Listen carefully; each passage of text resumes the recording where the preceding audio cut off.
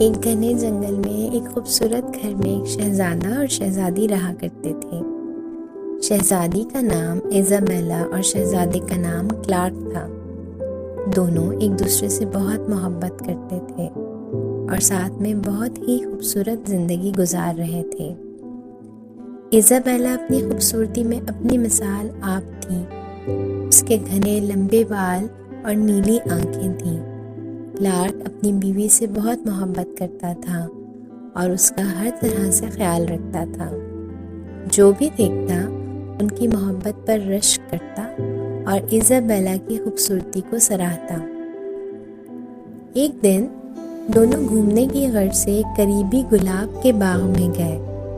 دونوں ایک دوسرے کا ہاتھ تھامے باتیں کر رہے تھے اور ایک دوسرے سے محبت کا اظہار کر رہے تھے۔ تبھی قریب میں ایک چڑیل نمودار ہوئی اور دونوں کو ساتھ میں دیکھ کر حسد کرنے لگی اور کہنے لگی، یہ خوبصورت شہزادی نے کلارک کو اپنی محبت میں دیوانہ بنا دیا ہے۔ میں اس کی خوبصورتی کو جلد اپنے جادو سے مٹا دوں گی اور ایک چڑیا میں تبدیل کر دوں گی۔ یوں وہ زور زور سے کہکے لگانے لگی۔ اگلے روز کلارک کام کے سلسلے میں شہر چلا گیا اور ایزابیلا پھر سے باغ میں ٹہلنے لگی۔ چڑیل ایزابیلا کے سامنے آ گئی اور کہنے لگی، اے شہزادی، تمہیں اپنی خوبصورتی پر بہت ناز ہے۔ ابھی میں تمہیں بلبل میں بدل دوں گی اور تم کبھی بھی اپنے شوہر کے پاس واپس نہ جا سکو گی۔ یوں چڑیل نے جادو سے ایزابیلا کو چھوٹی سی بلبل میں تبدیل کر دیا۔ چڑیل کہنے لگی، اب تم ساری زندگی اسی طرح رہو گی۔ دن سے رات ہو گئی، ایزابیلا کا کوئی پتہ نہیں چل سکا۔ اب کلارک کو بہت فکر ہونے لگتی ہے اور وہ اس کی راہ تکتا رہتا ہے۔ اگلے روز کلارک کے گھر کے باہر ایک بلبل درخت پر بیٹھی اپنی سریلی آواز میں بول رہی ہوتی ہے۔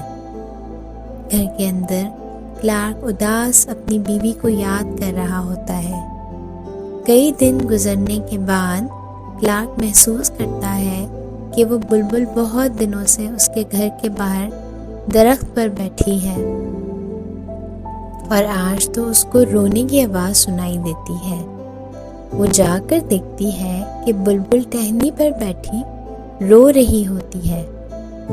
وہ قریب جا کر اس کو دیکھتا ہے کہ اس کی آنکھوں میں اس کو اپنی بیوی نظر آتی ہے۔ وہ سمجھ جاتا ہے کہ اس کی بیوی بلبل کی شکل میں ہے۔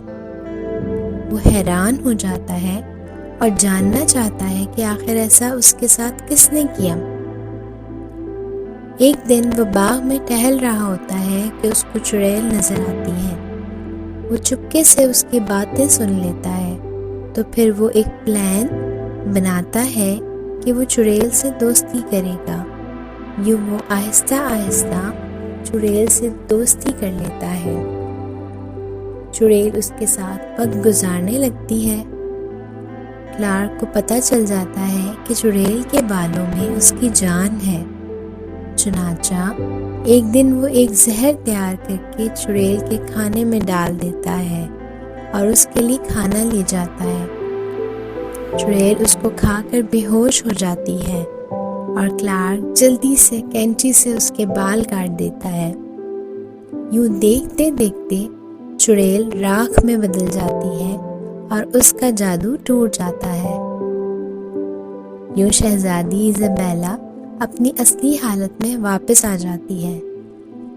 شہزادہ بہت خوش ہوتا ہے اور دونوں اپنی حسین یادوں کو یاد کرتے ہوئے دوبارہ سے ایک نئی زندگی کا آغاز کرتے ہیں۔ شہزادہ نے کہا کہ میں تمہیں کھونے کا تصور بھی نہیں کر سکتا۔ کلارک کی خوشی کی انتہا نہیں تھی اور اس نے خوشی سے ایزابیلا کے ہاتھ تھام لیے اور ہنسی خوشی رہنے لگے۔